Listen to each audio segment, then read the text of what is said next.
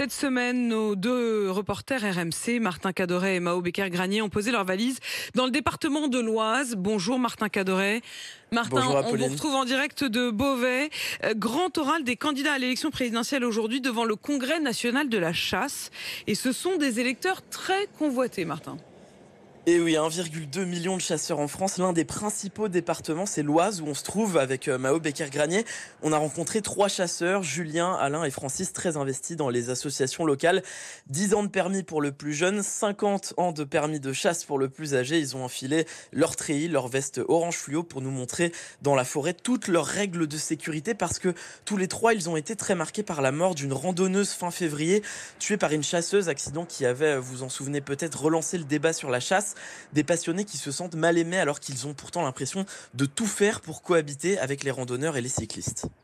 Tu mets le panneau dans l'allée des hêtres, là, à l'entrée de l'allée, pour qu'il soit visible de toute personne qui serait susceptible d'aller sur la droite. Je sonne début de battue, dès que tu es prêt, dès qu'on est placé, je sonne début de battue pour que tu puisses commencer. Ça évolue dans le mauvais sens quand même. Hein. Les gens osent maintenant nous agresser, nous insulter. Il y avait un respect il y a quelques années qui n'y est plus, quoi. Hein. Chacun avait dans sa famille, moi, avait un chasseur, le grand-père. Il y avait tout le monde qui chassait. On était sur des milieux plus ruraux. Un ami chasseur, il chassait en plaine, il n'avait même pas tiré un coup de fusil, rien du tout. On a un couple qui est venu dans la plaine, le rejoindre, qui a demandé ce qu'il faisait là. Il a dit je chasse, et la dame, elle lui a répondu avant de tuer un animal, il va falloir nous tuer. La folie, hein. Oui, c'est de la folie. J'ai peur qu'un jour, on se retrouve avec un chasseur qui pète les plombs, quoi. On ne peut pas toujours taper sur la tête de quelqu'un sans qu'il réagisse. On se sent un petit peu perdu, quoi. Et on a besoin de se raccrocher à quelqu'un qui nous défende. Bah justement, il y en a un qui les a quand même défendus pendant son quinquennat, c'est Emmanuel Macron. Oui, le président a notamment divisé le prix du permis national de chasse par 2, de 400 à 200 euros.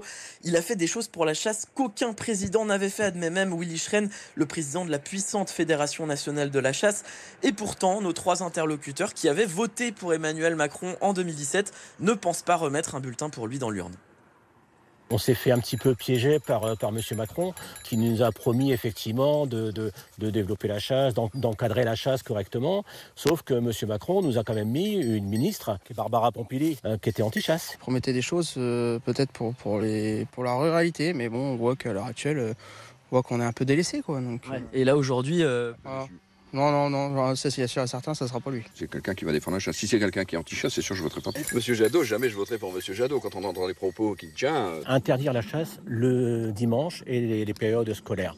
C'est un faux problème. Après, Marine Le Pen ou Éric Zemmour, ce sont des gens qui sont proches de la ruralité. Plusieurs fois, ces 3 chasseurs nous ont dit souhaiter un grand ministère justement de la ruralité, véritable mode de vie à protéger selon eux, une proposition que l'on retrouve justement chez Éric Zemmour.